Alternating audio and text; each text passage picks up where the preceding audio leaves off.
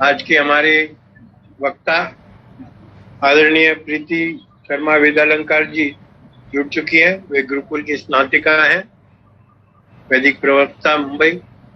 मैं उनसे निवेदन करूंगा, उनका स्वागत करता हूं और निवेदन करूंगा कि वे अपना वक्तव्य प्रारंभ करें। आदरणीय प्रीति शर्मा वेदालंकार जी।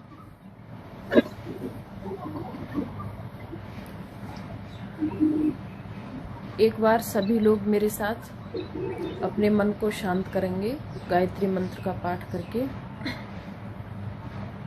ओम भूर्भुवः स्वः तत्सवितुर्वरेण्यं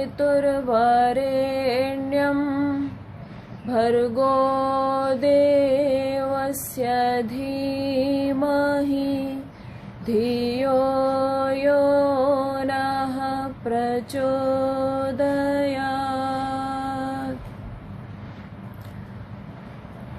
श्रद्धा एवं सम्मान के योग्य आर्य समाज काकड़वाड़ी मुंबई के मंत्री जी एवं प्रधान जी,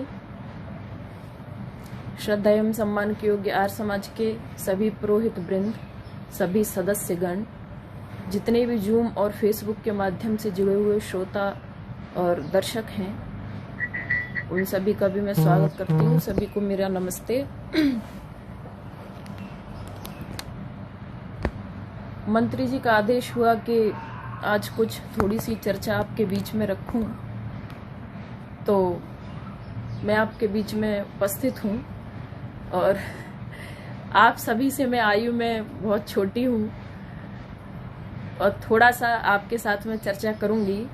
और मेरा विषय चर्चा का रहेगा ईश्वर, प्रार्थना और अभयता। जीवन में अभय कैसे प्राप्त करें। हम लोगों को आप देखिए, गुरुकुल में मैं 14-15 साल मैंने व्यतीत किए, गुरुकुल में पढ़ी। जब मैं 6 साल की थी तब मेरा गुरुकुल में एडमिशन हुआ था। और गुरुकुल से आज तक विवाह हो गया, बच्चे हो गए। आज तक हम संध्या के मंत्रों का, प्रार्थना के मंत्रों का पाठ करते आ रहे हैं, हम सभी लोग। अभी थोड़ी देर पहले भी सभी ने संध्या प्रार्थना की। और हमने संध्या प्रार्थना करके इतने वर्षों में ये जाना कि ईश्वर कैसे हैं, ईश्वर के गुण कैसे हैं, ईश्वर में हमको प्रीति लगानी चाहिए, ईश्वर सर्वव्यापक हैं, कण कण में रहते हैं। ये हम सभी जानते हैं, मुझे आपको बताने की आवश्यकता नहीं है, हम सभी जानते हैं। पर प्रश्न ये उठता है कि हम सब लोग ये जानते हैं कि ईश्वर कण कण में व्यापक हैं, लेकिन हम, दुख की बात है कि ये मानते नहीं हैं। हम जानते हैं, हमारे पास जानकारी बहुत है, इन्फॉर्मेशन बहुत है ईश्वर के बारे में, कि हम ऐसे करेंगे तो वो ऐसे शायद खुश हो जाएं, ऐसे करेंगे तो ऐसे खुश हो जाएं। जानकारी हमने बहुत सारी अर्जित की, गुरुकुल में पढ़ी, मैंने भी अर्जित की, आप भी पढ़े, आप लोगों ने बहुत सारी जानकारी अर्जित की, लेकिन हमने उस पर इम्प्लीमेंट नहीं किया, कभी उसको हमने प्रयोग नहीं किया, कभी उसको हम व्यवहार में नहीं लाए अपने में। हम संध्या करते रहे, हमेशा हम प्रार्थना करते रहे। आज आप देखिए कितनी आज की जो परिस्थिति है वो कितनी भयानक परिस्थिति है, कितनी विचित्र परिस्थिति है। अगर हम वास्तव में मानते ईश्वर को, वो सभी लोग जो आज के इतने पीड़ादायक, इतने कष्टदायक समय में भी आज जो काला बाजारी कर रहे हैं दवाइयों के साथ में और चीजों के साथ में, तो वो मैं नहीं समझती कि वो ईश्वर को जानते भी होंगे, या मानना तो खैर बहुत दूर की बात है। वो क्या मानते होंगे ईश्वर को, जो आज 10 रुपए की चीज या 1000 रुपए की चीज को जो 40,000 या 60,000 में जो बेच रहा है, तो मैं बिल्कुल ऐसा नहीं मानती कि वो ईश्वर को मानते होंगे। तो देखिए, हम सभी, पूरा विश्व और अपना पूरा देश, पूरा विश्व कोविड से लड़ रहा है। हम सभी डरे हुए हैं, हम डर रहे हैं। तो आज का मेरा विषय है कि हम अभय कैसे प्राप्त करें। तो देखिए, वेदों में कितने सारे मंत्र आए हैं कि हे ईश्वर, आप तो बलवान हैं, आप तो पराक्रमी हैं, आप तो वीर हैं, आप तो सब कुछ देने वाले हैं, और आपकी शरण में आकर के मैं भी कुछ गुणों को प्राप्त कर लूं। हे प्रभु, मेरी ऐसी इच्छा है कि मैं भी आपके थोड़े से गुणों को प्राप्त कर लूं, पर प्राप्त मैं करूंगा कैसे इन सब चीजों को? मैं प्राप्त तभी ना करूंगा तब मैं वास्तव में सच्चे दिल से आपको पुकारूंगा। केवल वाणी से मैंने आपको पुकारा, मैंने मंत्र पाठ किया, मैंने वाणी से पुकारा, वो उस तक नहीं पहुंच पाई। शब्द आकाश में गुम हो गए, आकाश में खो गए। आकाश का गुण है शब्द, आकाश ने उनको ग्रहण कर लिया। दिल तक, दिल से, दिल की आवाज ईश्वर तक नहीं पहुंच पाई। तो हम फिर परेशान होते हैं, हम दुखी होते हैं कि प्रभु ये क्या हो रहा है, पर हम कभी इस बात पर चिंतन नहीं करते, कभी इस बात पर हम मनन नहीं करते हैं कि आखिर क्यों ऐसा हुआ, इसके पीछे कारण क्या है, और हम ही तो दोषी नहीं कहीं। हमने तो कुछ ऐसा नहीं किया जिसकी वजह से आज हम सब ये सजा भुगत रहे हैं, और फिर हम डर रहे हैं। तो ऐसे समय में मैं सिर्फ इतना इस पर प्रकाश डालना चाहूंगी कि हे प्रभु, हम सभी को आज इन विषम परिस्थितियों में हम सभी को अभय प्रदान करिए। और अभय कैसे प्रदान करेंगे? जब हम उनसे प्रार्थना करेंगे। और प्रार्थना कैसी होगी? याचक न बनिए। देखिए, शास्त्र कहते हैं कि याचक मत बनो, प्रार्थी बनो, प्रार्थना करने वाले बनो, याचक मत बनो। गिड़गिड़ाओ मत, किसी के सामने नहीं गिड़गिड़ाओ। स्वामी दयानंद ने लिखा है कि उत्तम मोक्ष सुख से लेकर अन्न जल पर्यंत तक केवल उस ईश्वर से ही मांगना है जो कुछ आपको मांगना है। केवल वही देने हारा है। संसार में किसी की सामर्थ्य नहीं कि कोई कुछ दे सके, केवल वही देने हारा है। तो हमें किससे मांगना है? हमें केवल और केवल ईश्वर से मांगना है, उसी से मांगना है जो कुछ मांगना है, क्योंकि सामर्थ्यवान वही है। आज आप देख लीजिए, बड़े बड़े धनपति, बड़े बड़े सेठ, बड़े बड़े लोग सब घुटनों पर आ गए, सबके धन रखे रह गए, धनों में जंग लगी रह गई। तो हम क्या करें? ईश्वर से ही प्रार्थना करें, केवल उसी को माने। पर हमने ईश्वर को बड़ा सस्ता कर दिया। कोई हमसे मिलने आ गया, साधारण है या असाधारण है, कैसा भी व्यक्ति है, संध्या कर रहे हैं, प्रार्थना कर रहे हैं या यज्ञ भी कर रहे हैं, तो हम उसको छोटा कर देते हैं तुरंत। अरे फलाने विधायक मिलने आए, फलाने सांसद आए या डॉक्टर साहब आए। तो हमने ईश्वर को इतना सस्ता कर दिया कि कोई हमसे मिलने आ गया तो फट से हवन छोटा कर दिया, संध्या छोटी कर दी, या जल्दी जल्दी कर ली हमने, और भगवान को तो बाद में देख लेंगे। तो यहाँ प्रतीत कैसा होता है कि जैसे भगवान को हमारी आवश्यकता है, पर ये भूल है हमारी, और उस भूल का खामियाजा है जो आज हम भुगत रहे हैं कि भगवान को हमारी आवश्यकता नहीं है, न उनको कभी थी और न उनको आगे होगी। हमको उनकी आवश्यकता है, हम परेशान हैं, हमको उनकी आवश्यकता है। तो हम इस बात पर विचार करें, हम इस बात को जानें कि प्रार्थना हम कैसे करें, कब करें, किससे करें, कितनी करें। क्या वास्तव में मंत्रों से ही प्रार्थना करेंगे तभी ईश्वर हमसे खुश होंगे, या संस्कृत के कुछ श्लोक बोलेंगे, वेदों के मंत्र होंगे तब ईश्वर हमसे खुश होंगे? तो देखिए, प्रार्थना का मैं जितना समझती हूँ और मैं मानती हूँ कि प्रार्थना सहज होती है। रटे रटाए कोई भी वाक्य प्रार्थना नहीं होते हैं। वो अच्छी बात है कि आप कोई चीज याद करते हैं, अच्छी स्मृति बनी रहती है, वेद ऋचाएं सुरक्षित रहती हैं, लेकिन आप प्रार्थना को अपने दिल से करिए, हृदय से करिए। जो भी भाव जिस भाषा में आपके अंदर से आ रहे हैं वही प्रार्थना, और वही उस तक पहुंचेगी, और निश्चित पहुंचेगी, और हमेशा पहुंचती रही है। बहुत ज्यादा दूर का उदाहरण नहीं है, आप इतिहास उठा करके देखिए।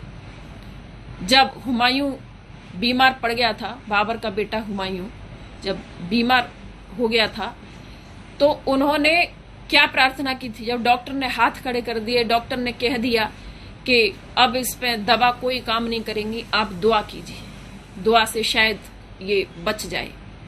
तो उसने प्रार्थना की, और सच्चे दिल से प्रार्थना की कि भले ही आप मुझे ले जाइए, लेकिन मेरे पुत्र को बख्श दीजिए, इसे छोड़ दीजिए।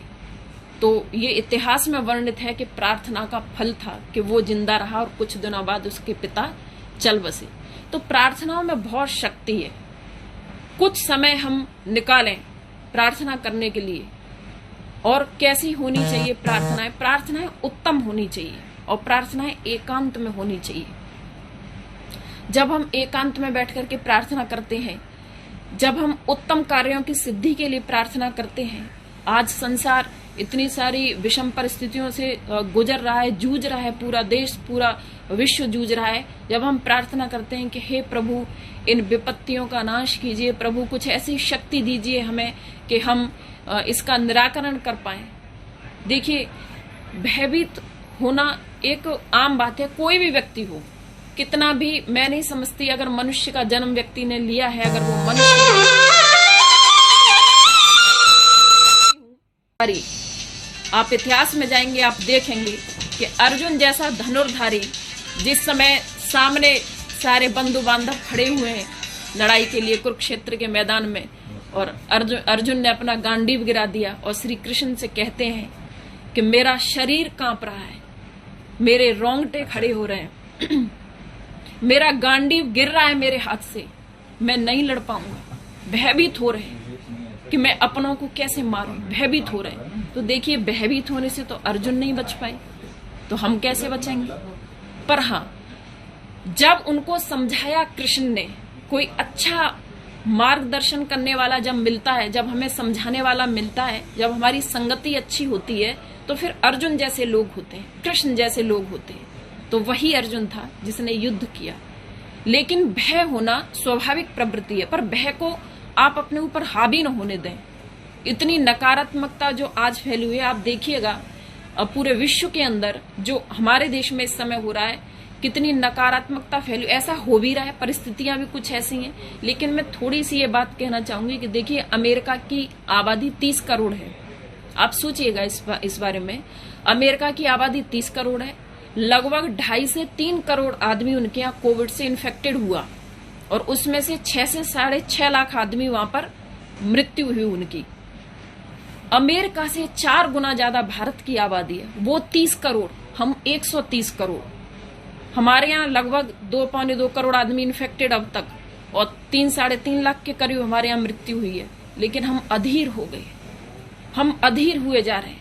कुछ लोग तो नहीं है तो भय से मर रहे हैं। तो आज का मेरा विषय यही था कि भयभीत मत होइए। भयभीत होने की कोई बात नहीं है कि जो पूर्वज लिख गए वो ऐसे ही नहीं लिखे कि हानि लाभ जीवन मरण यश अपयश विधि हाथ, आप कुछ नहीं कर सकते। कितने कितने धनपति जिनका धन रखा रह गया, जो वेंटिलेटर पे थे, जिनके पास ऑक्सीजन भी थी, जिनके पास दवाइयां भी थी, फिर भी उनको नहीं बचाया जा सका। तो यहाँ पर बिल्कुल समझ जाना चाहिए कि यहाँ आपका काम नहीं है, यहाँ आपका कोई वश नहीं चलेगा। हाँ, आपका वश ये चलेगा कि आप देखिएगा कि आपके पास अपॉर्चुनिटी कितनी है, आपके आजू बाजू में कोई परेशान तो नहीं, आपके आजू बाजू में किसी को कोविड हुआ हो, उसको खाना मिल रहा है या नहीं मिल रहा, वो बेचारा दवाई के लिए बाहर नहीं जा सकता, कम से कम उसे दवाई मिल रही है या नहीं मिल रही है। ये आपका काम है, ये हम लोगों का काम है, ये हम लोग देखेंगे कि हम उसको कुछ सहायता पहुंचाएं। लेकिन कौन जिएगा और कौन मरेगा, ये हम लोगों का काम नहीं है। हम चाह करके भी नहीं, बहुत सारे लोग ऐसे ही चले जाते हैं, आप चाह करके भी नहीं उनको बचा पाते। तो हम, मेरा सिर्फ कहना यह है कि भयभीत ना हो। एक बहुत अच्छा उदाहरण मैं आपको देना चाहूंगी कि एक बार एक राजा ने अपने बेटे को एक कागज पर कुछ लिख करके दिया। बेटा जब छोटा था राजकुमार, तो उसे कुछ लिख करके दिया और उसको बोला कि जब तुम पर भारी विपत्ति आए उस समय तुम इस कागज को खोलना, उससे पहले मत खोलना, ये मेरी आज्ञा है। लेकिन एक काम करना, इस कागज को कभी अपने आप से अलग मत करना। जब तक कि इस कागज को खोल के देख न लो, तब तक इसे हमेशा अपने पास रखना। उसने ऐसा ही किया। अब राजा वृद्ध हो गए, वो बड़ा हो गया बेटा राजकुमार, अब राजकुमार राजा बन गया। तो एक बार राजकुमार अपने कुछ सैनिकों के साथ शिकार पर जा रहा है। शिकार करते करते करते करते थोड़ा आगे तक निकल गया, सैनिक पीछे रह गए। अब वो इतने आवेश में था, हिरन के पीछे भागने के इतने आवेश में था कि वो ये भूल गया कि मैं अपने राज्य की सीमा से बाहर आ गया हूं। अब वो चलता चला जा रहा है, चलता चला जा रहा है। फिर जब उसको अचानक होश आया कि अरे मैं तो काफी आगे निकल आया, देखा तो ये तो मेरे राज्य की सीमा नहीं है, तो ये तो दुश्मन राजा के राज्य की सीमा है, मुझे वापस चलना चाहिए। अब वापस चलने के लिए जैसे ही मुड़ा तो जो उस राज्य की सीमा के रक्षक थे उन्होंने देख लिया कि कोई तो हमारी सीमा के अंदर किसी ने प्रवेश किया है। अब वो लोग पीछा करने लगे। वो लोग बहुत संख्या में थे, राजकुमार अकेला था। अब उसने कहा कि अगर मुझे पकड़ लेंगे तो काफी दुर्गति करेंगे, या तो मैं इनसे लड़ूं, युद्ध करूं, जो कि मेरे पास इस समय थोड़े से बाण हैं और कुछ है नहीं युद्ध करने के लिए, तो ये भी मूर्खता होगी कि जब मेरे पास शस्त्र ही नहीं है तो युद्ध किससे करूं, और या फिर मुझे इनसे बचना पड़ेगा। अब वो बचने के लिए एक गुफा के अंदर, एक गुफा दिखी, उसके अंदर चला गया, घुस गया।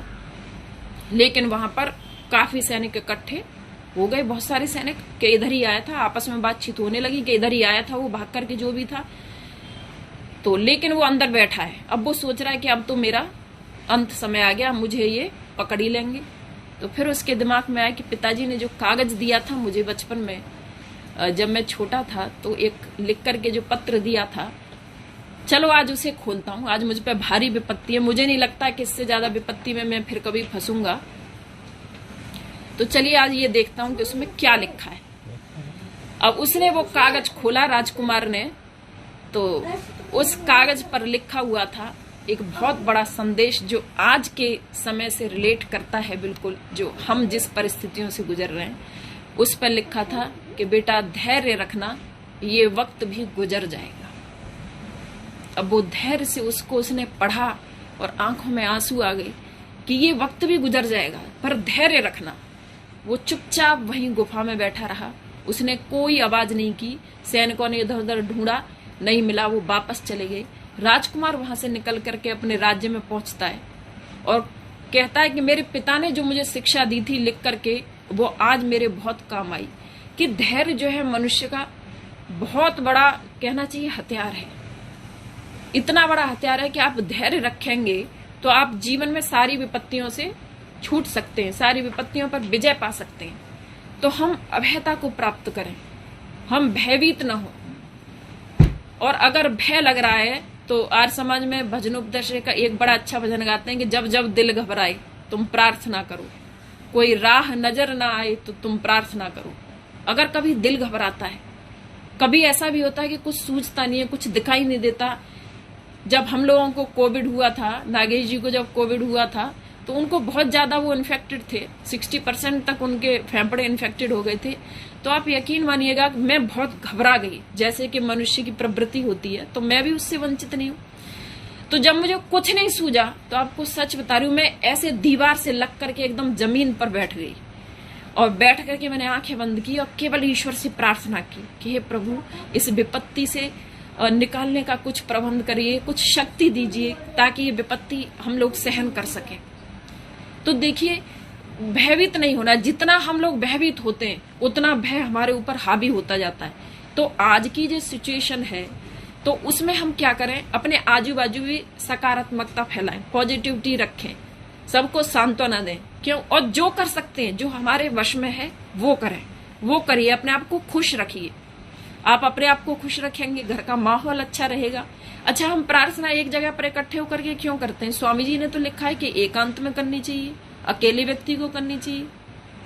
उसका तात्पर्य भी शायद वहां पे यही है कि जब हम एक जगह इकट्ठे होते हैं, एक जगह इकट्ठे होकर के प्रार्थना बोलते हैं, तो वातावरण बहुत अच्छा हो जाता है। सब लोग मिली जुली प्रार्थना जो बोलते हैं, हालांकि वहां पर अपना ध्यान नहीं लग पाता है, लेकिन वातावरण बहुत अच्छा हो जाता है। तो जब आप अच्छी बातें करेंगे, दूसरों से भी अच्छी बातें करें, कभी हम जैसों को भी फोन करके पूछ लीजिए करिए कि ठीक है कि नहीं, तो उससे क्या होता है कि एक दूसरे से अच्छाई बनी रहती है, एक दूसरे के सुख दुख पूछते रहते हैं। ऐसे टाइम पर जब मिल नहीं पाते हैं, तो हमको क्या करना है, पॉजिटिविटी फैलानी है, नेगेटिविटी को दूर रखना है अपने आप से। वो हमारे लिए अच्छा है, सबके लिए अच्छा है।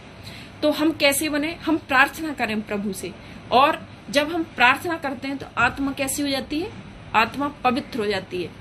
देखिए क्या होता है कि हम जो है, मनुष्य का स्वभाव होता है सभी का, किसी का कम किसी का ज्यादा, लेकिन मनुष्य का स्वभाव कैसा होता है कि वो सदैव बुराइयां खोजता रहता है। हम दूसरों की कमियां, दूसरों के दोष, दूसरों की बुराइयां, दूसरों के अवगुण हम हमेशा खोजते रहते हैं।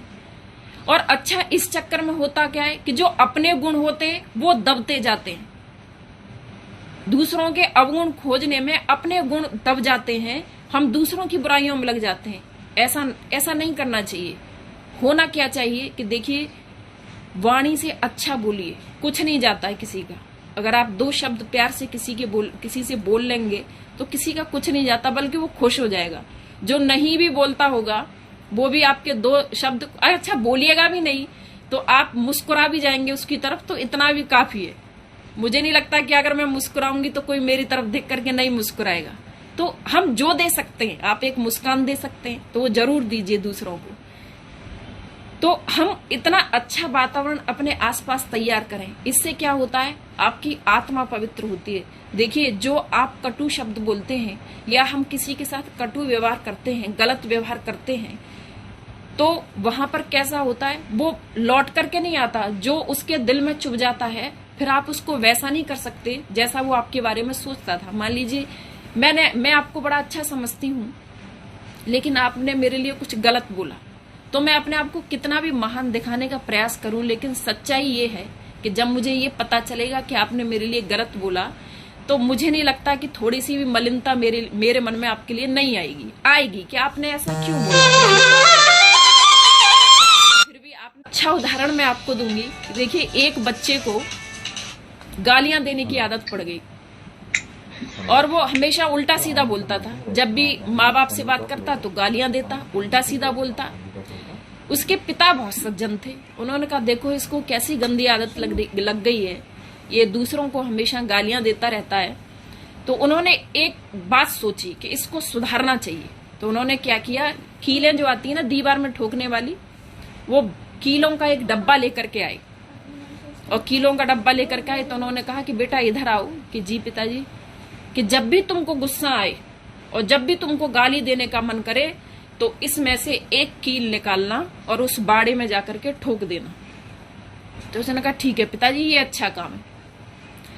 अब 15 दिन के अंदर उस बच्चे ने क्या किया, सारा डब्बा जो था कीलों का वो खाली कर दिया। उसे इतना गुस्सा आता कि वो एक कील निकालता और उस बाड़े में ठोक देता। फिर जब 15 दिन हो गए, 20 दिन हो गए, तो उसने अपने पिता से कहा कि पिताजी, आपने जैसा कहा था मैंने वैसा किया, कि तुमने तो बड़ी जल्दी ठोक दिया। कि वो क्या हो रहा था पिताजी, कि मेरे को एक एक ठोकने में बहुत वो लग रहा था, तो मैंने सोचा कि गालियां ही क्यों देनी है, और इतनी मेहनत करो कि कील हथौड़ा उठाओ, फिर कील लेके जाओ, फिर उस बाड़े में ठोको। तो मैंने सोचा कि अपने आप को सुधारना चाहिए। तो मैंने प्रयास किया पिताजी अपने आप को सुधारने का। मैंने कीलें ठोक दी और अब मैं लगभग सुधर गया हूँ। 1 महीना हो गया। अब मैं गाली नहीं दूंगा, अब मैं क्रोध नहीं करूंगा। कि अच्छा सुनो, अब एक काम और करो। कि क्या पिताजी, कि जब तुमको गुस्सा ना आए तो तब तुम एक एक कील निकालो बाड़े में से। कि ठीक है पिताजी। अब उसको गुस्सा नहीं आता तो उस दिन वो एक कील निकाल लाता। अब ऐसे ही महीनों बीत गए, कील सारी निकाल ली। और जिस दिन कील सारी निकल गई उस बाड़े में से, तो बहुत खुश होकर के आया कि पिताजी आपने जो 2 काम मुझे दिए थे वो मैंने पूरे कर दिए। कील ठोकी थी और कील मैंने निकाल भी दी। तो पिताजी मुस्कुराए, उन्होंने उसका हाथ पकड़ा, बोले अब मेरे साथ बाड़े पर चलो। उस बाड़े पर लेके गए तो बोले कि तुमने यहाँ से कील निकाली? कि हाँ पिताजी। कि जहां जहां से कील निकाली वहां छेद हो गए? कि जी पिताजी। क्या तुम दोबारा इस बाड़े को वैसा ही कर सकते हो कि जैसा था ये?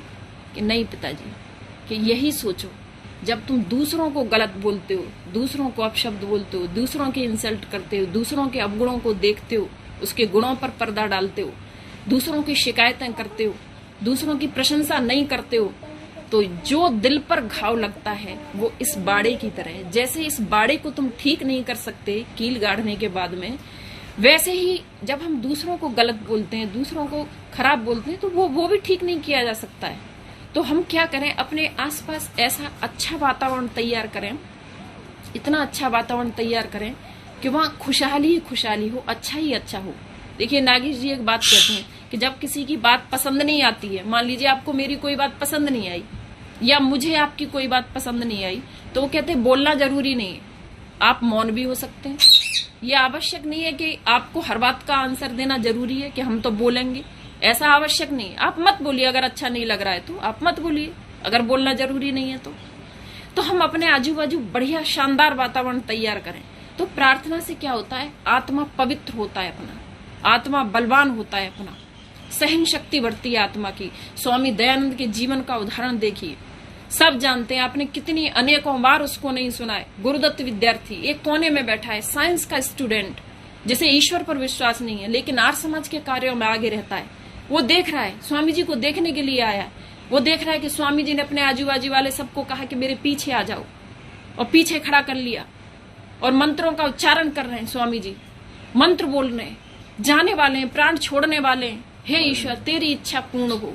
इतना विश्वास, इतनी सहन शक्ति, इतने कष्ट में, कमाल हो गया।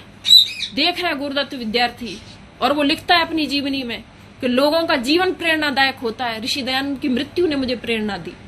जब उनकी मृत्यु का वो शानदार दृश्य मैंने देखा कि कैसे व्यक्ति निर्देश दे रहा है सबको। कुछ भक्त रो रहे हैं, कुछ कह रहे हैं कि स्वामी जी जाने वाले हैं, कह रहे हैं आंसू पोंछ लो, रो मत, जो मैंने कार्य किया उस कार्य को आगे बढ़ाओ।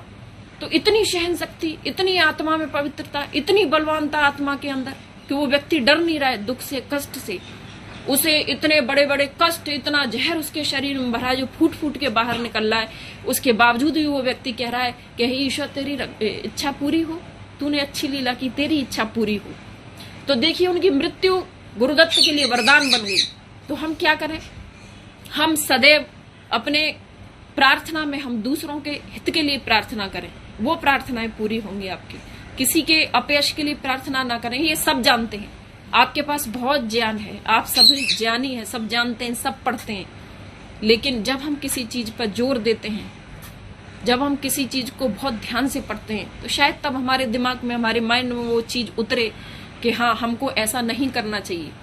तो आज के इस दौर में हम अपनी आत्मा को बलवान बनाएं, हम सहन शक्ति लाएं, हम धैर्य लाएं, जो हम कर सकते हैं वो हम करें।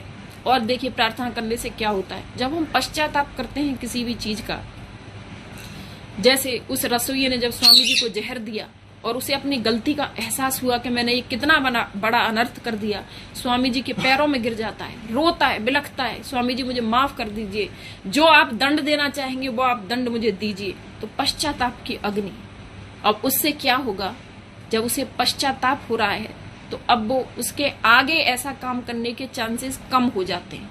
अब वो आगे पाप करने से डरेगा, आगे पाप नहीं करेगा। तो हम जब प्रार्थना करें, हर पल, हर क्षण, जरूरी नहीं कि आपको ऐसा टाइम फिक्स कर दिया है कि आप उसी टाइम पर करें। देखिए आज तक मुझे गुरुकुल से, और आज तक मुझे आदत है, मैं संध्या करती हूँ। मैं बिल्कुल 1 घंटे नहीं संध्या करती, आधा घंटा संध्या करती हूँ। अगर मैं कभी भूल जाऊं तो आप यकीन मानिएगा, मुझे नींद नहीं आती रात को, मैं लेट के करती हूँ संध्या पे। अगर लेट गई, भूल गई, याद आ गई तो आंख बंद करके वहीं पर करती हूँ। ये अच्छी और हेल्दी आदतें जब हम अपने जीवन में अपनाते हैं तो बच्चे भी सीखते हैं। भले ही वो न बैठते हो आपके साथ संध्या में, लेकिन जब आप जोर जोर से बोल के संध्या करेंगे तो क्या होता है कि बच्चों को वो सुनते हैं और सुन सुन के वो सीखते हैं। जब मैं गुरुकुल में पढ़ती थी तो मैं आपको बिल्कुल अपने आंखों देखा उदाहरण बता रही हूँ। मेरे गुरुकुल में सबसे छोटी बच्ची 2 साल की थी। तो 2 साल का बच्चा देखिए कितना समझदार होता है, छोटा सा बच्चा होता है।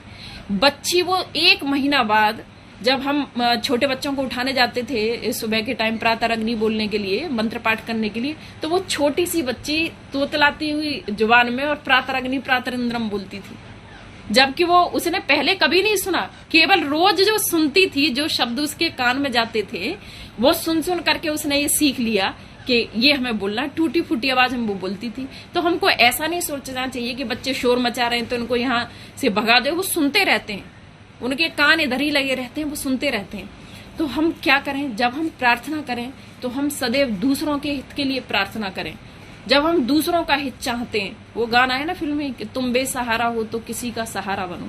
जब आप दूसरों का हित चाहेंगे तो स्वाभाविक है कि वो आपका हित जरूर चाहेगा। और देखिए होता क्या है, कोई रिश्तेदार, ये छोटा सा सामान्य सा उदाहरण है व्यवहारिक जीवन का। कोई रिश्तेदार जब घर आता है, आपने उसकी खूब आवभगत की, बहुत सेवा सत्कार किया, सब कुछ किया, तो अगर वो अच्छा है दिल का, अगर वो समझदार है, ज्यादातर होते ही है, एक आध कभी कोई होता हो नहीं, मैंने नहीं देखा उदाहरण, ज्यादातर अच्छे ही होते हैं। तो जब वो जाने लगते हैं तो आदमी क्या सोचता है, भाई इतने दिन तक मेरी सेवा की, तो वो 100 रुपए या 200 रुपए अपनी क्षमता के अनुसार 500 रुपए बच्चों के हाथ पर रख देता है। ये बात तो वो भी जानता है कि बच्चा नहीं यूज करेगा, अच्छा, जैसे ही वो चला जाता है तो माँ बाप भी बच्चे के हाथ से लेके और पैसे रख लेते हैं। ये हो गई व्यवहारिकता। पहुंच किसके पास गया? वो दिया तो उसने बच्चे को था, पहुंच किसके पास गया? माता पिता के पास। ऐसे ही जब हम अच्छी प्रार्थनाएं करते हैं, ऐसे ही जब हम प्राणियों की, अपने आजू बाजू लोगों की जब हम सहायता करते हैं, तो सहायता हम उनकी कर रहे हैं, पर कहाँ जा रही है वो सारी? वो वहीं पावर हाउस में जा रही है, वो बड़े वाले पावर हाउस में जा रही है, वो ईश्वर के पास जा रही है सारी प्रार्थनाएं। हमारे सारे अच्छे कार्य, सारे पुण्य वहीं पे जा रहे हैं। तो हमें क्या करना चाहिए कि हम आज की जो इतनी क्रिटिकल जितनी सिचुएशन है आज की, तो हम क्या करें? हम अपने आप को पहचानें। लोग क्या कर रहे हैं, कभी कभी मैं बहुत विचलित हो जाती हूँ और थोड़ा भावुक भी हूँ, तो मैं कुछ ऐसा दृश्य देखती हूँ तो विचलित हो जाती हूँ थोड़ा सा। फिर पर्सनली फोन करती हूँ मैं और समझाती हूँ। हालांकि भले ही मैं न समझ पा रही हूँ, लेकिन मैं कोशिश करती हूँ कि मैं सामने वाले को समझा पाऊँ। तो आज की जो सिचुएशन है, हम इसमें अपना अस्तित्व भूलते जा रहे हैं। हम भूलते जा रहे हैं कि हम कौन है, हमें ईश्वर ने किस उद्देश्य के लिए यहाँ भेजा है। ठीक है, विपत्तियां आई हैं तो विपत्तियों को नमस्कार, उन्हें नमस्कार करिए। आप कुछ कर नहीं सकते सिवाय नमस्कार के, तो आप उन्हें अपनाइए, नमस्कार करिए उन्हें। तो होता क्या है, तो हम क्या करते हैं उसमें कि जब इतनी सारी विपत्तियां हम देखने लगते हैं आजू बाजू, तो मन विचलित होने लगता है। तो ऐसे टाइम पर हमको क्या करना चाहिए? कुछ मोटिवेशनल लेक्चर्स या सेशन जो होते हैं, जैसे अपना ये आर्य समाज का हो रहा है, तो कुछ ऐसा दिखाना चाहिए, कुछ ऐसा रखना चाहिए ताकि लोगों को थोड़ी सांत्वना मिले। अरे ये तो दे ही सकते हैं ना, अगर आपके पास धन है धन दीजिए, विद्या है विद्या दीजिए, ज्ञान है ज्ञान दीजिए, श्रम है श्रम दीजिए, जो आपके पास है वो दीजिए ना, जो आजू बाजू आप दे सकते हैं। तो हम प्रार्थना से हम क्या करें? अपनी सहन शक्ति को बढ़ाएं, अपने धैर्य को बढ़ाएं। और आगे प्रार्थना के बारे में देखिए, स्वामी जी ने जब पूना प्रवचन में ईश्वर विषय पर जब प्रवचन दिया था, तो उन्होंने प्रार्थना का महत्व बताया था कि हमें क्यों करनी चाहिए प्रार्थना। और हमने आजकल एक ट्रेंड बना लिया है कि वही जो मैं आपसे कह रही हूँ कि हम जानकारियां बहुत सारी इकट्ठा कर लेते हैं, लेकिन हम इम्प्लीमेंट नहीं करते हैं उसके ऊपर। तो हमें इससे बचना चाहिए, हम अभयता को प्राप्त करें। हालांकि राजा जनक जैसे इतने बड़े राजा, जो इतने पराक्रमी राजा थे, जिस समय राम और लक्ष्मण जब वहां पर पहुंचते हैं सीता के स्वयंवर के लिए, तो जब परशुराम वहां पर आ गए होते हैं, तो राजा जनक के बारे में वर्णित है इतिहास में कि परशुराम को देख करके राजा जनक इतना भयभीत हो जाते हैं, इतने भयभीत हो जाते हैं कि ये कहीं मेरे बच्चों को मार न दे। वहां पे भी भय था, इतना बलवान राजा अपना पराक्रम भूल गया परशुराम को देख करके, और चिल्लाने लगते हैं कि रक्षा करो रक्षा करो। ये इतिहास में वर्णित है बात। तो हम भयभीत न हो। ये ऐसी परिस्थितियां हैं कि हम कम से कम हम आर्य समाजी लोग, हम सभी लोग इतना तो प्रयास कर ही सकते हैं कि हम पर्सनली कभी कभी हम लोगों को भी आप फोन कर लीजिए करिए, हम लोग कभी आपको कि आप ठीक हैं कि नहीं, आप कैसे हैं कैसे नहीं। तो इससे क्या होता है, एक अच्छा माहौल तैयार होता है, एक अच्छा ही समाज के अंदर पैदा होती है कि चलिए सब लोग अपने जानने वाले ठीक हैं, अपने आजू बाजू वाले लोग ठीक हैं। तो हमें प्रार्थनाओं से इतना बल मिलता है, इतना बल मिलता है। और अगर मान लीजिए जीवन में कभी ऐसा होता है, कभी भी ऐसा जीवन में होता है कि आपको लगता है कि नहीं हमने बहुत प्रार्थना की और हमारी प्रार्थना तो फलित नहीं हुई, ईश्वर हमारी नहीं सुनता। मैं बहुत सारे लोग, बहुत सारी जगह जाती हूँ, बहुत सारे लोग मुझसे ये कहते हैं कि अजी हम तो बहुत ध्यान लगाते हैं, ईश्वर हमारी नहीं सुनता। तो मैं एक बात उनको हमेशा कहती हूँ, जो मैं आज आपसे भी जरूर शेयर करना चाहूंगी। मैं उनसे कहती हूँ कि आपका रास्ता ठीक नहीं होगा, क्योंकि ये मेरा अपना अनुभव है कि मेरा अपना अनुभव ये है कि मैं जब भी प्रार्थना करती हूँ तो मैं भावुक हो जाती हूँ, मैं रोती हूँ, मैं ईश्वर के सामने रोती हूँ। मुझे ये कहने में आपसे बिल्कुल भी संकोच नहीं है कि हाँ मैं ईश्वर के सामने रोती हूँ जब मैं प्रार्थना करती हूँ। तो मैं उनसे कहती हूँ कि शायद आपका रास्ता ठीक नहीं है, आप अपना रास्ता ठीक करिए। आप वहां तक पहुंच नहीं पा रहे हैं, ईश्वर तक आप पहुंच नहीं पा रहे हैं, उससे आपका मिलन नहीं हो पा रहा है। आप देखिए ना, छोटा सा किसान जो ज्यादा पढ़ा लिखा नहीं होता है, वो भी जब अपने खेत में बीज बोता है तो देखिए कितना धैर्य है उसके अंदर, उसे कोई जल्दबाजी नहीं है। और ईश्वर भक्ति की पहचान यही है कि उसको जल्दबाजी नहीं होनी चाहिए कि नहीं मैंने आज प्रार्थना की है तो मुझे आज ही फल मिले, ऐसा कभी नहीं होता है। आप एक नौकरी का आवेदन करने भी जाते हैं तो 4-6 इंटरव्यू होते हैं, तब जाके आप सिलेक्ट हो या न हो, ये भी कोई जरूरी नहीं है। तो वहां पे भी आप अगर ये कहेंगे नहीं जी अभी इंटरव्यू लिया तो अभी मुझे बता दीजिए, ऐसा कभी नहीं होता है, कभी नहीं होता है ऐसा। आर्य समाज में ही देख लीजिए आप, शादी के लिए जब कोई आता है क्या तुरंत ही शादी करा देते हैं आप उसकी, या एप्लीकेशन वगैरह कुछ होता है, फॉर्म वॉर्म उसे भरवाते हैं, पूरा प्रोसीजर होता है, उसके बाद आप शादी कराते हैं, सर्टिफिकेट देते हैं, या तुरंत ही शादी कराई और सर्टिफिकेट पकड़ा दिया, ऐसा कभी नहीं होता है।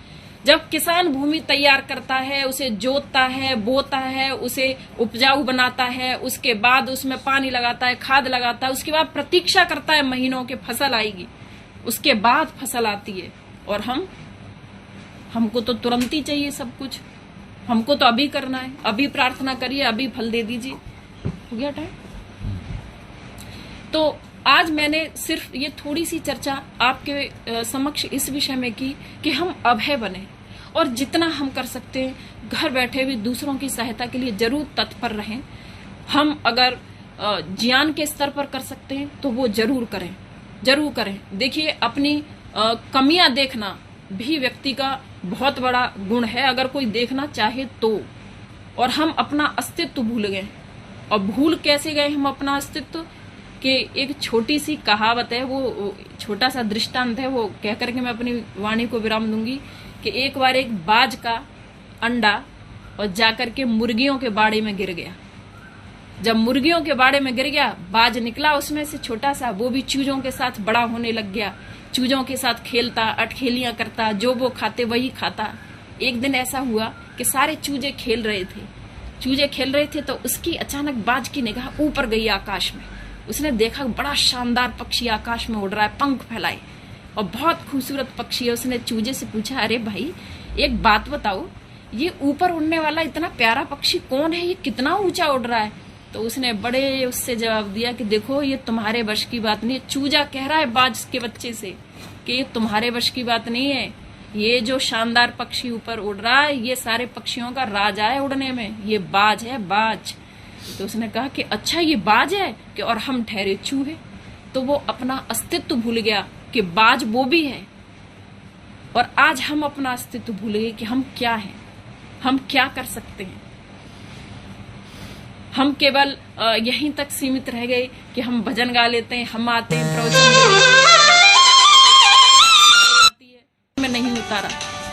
तो मेरा सिर्फ इतना कहना है कि इस कठिन समय में हम एक दूसरे की हेल्प करें, एक दूसरे को थोड़ी थोड़ी मुस्कान दें।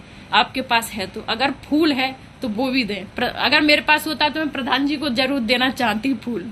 तो एक अगर फूल है आपके पास तो वो दें, मुस्कान दें छोटी सी, जो आपके पास है आप वो दे सकते हैं। तो मेरे ख्याल से शायद मेरा टाइम पूरा हो गया। मैंने ये थोड़े से विचार जो मैं व्यवहारिक जीवन में मैं बहुत ज्यादा आपको व्याकरण और संस्कृत के बारे में जानकारी नहीं दूंगी या देती हूँ, मैं वही आपके समक्ष बोलती हूँ या किसी के भी समक्ष जो स्वयं मैं करती हूँ और करना पसंद करती हूँ।